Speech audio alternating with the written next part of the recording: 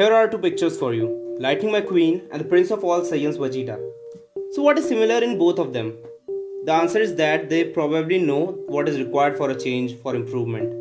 This probably is not the good time to ask you this particular question, but how is your New Year resolution going? Well, I do realize that is a very stupid question based on two facts that it has been 10 months in this year already and it is the extraordinary 2020. But nonetheless, the answer to that question wouldn't have been any different 5 months ago either. As a matter of fact, about 80% people failed to keep up with their resolutions and most of them gave up eventually by mid February. Whatever may be the reason, the primary one is that people fail to break the pattern and form new habits. It's not an easy task to alter the habits, add new ones, and break the addictive ones.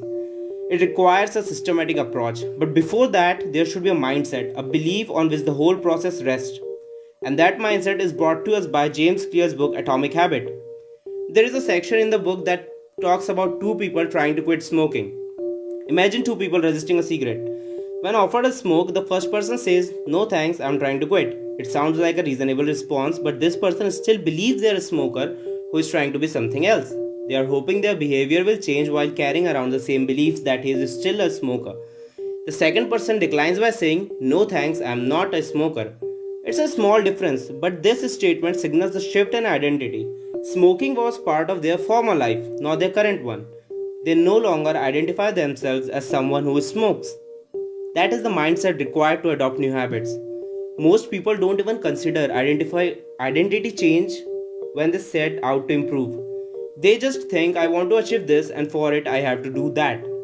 The set of beliefs that got you somewhere, that got you into a college or a job, will not help you thrive there. The way your system looks at you can disturb your new plans and goals. If it still considers you as a trainee, there are gonna be problems. I for a fact know that I am not good with handling my money. None of it is saved. And that's how I identify myself. Every time I try to start to save the money, the first thought that strikes me is that I am going to use it somewhere useless.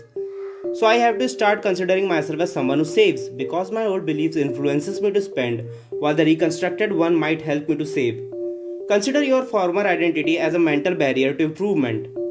Suppose at some point your goal is to hit 80 kilograms on squat bars. Start identifying yourself as a seasoned weightlifter. There might be factors like daily practice and deliberately increasing the weight, diet included, proper implementation and all, but believing that you are someone who is capable of lifting 80 will actually help you.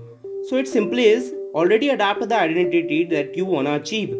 Change the way you perceive your goals. Like, don't be a entrepreneur, identify yourself as an existing entrepreneur, and then your decisions and actions are in accordance with the change you want to happen. And that is what McQueen's I'm speed, and Vegeta's belief that he already is a Super Saiyan is.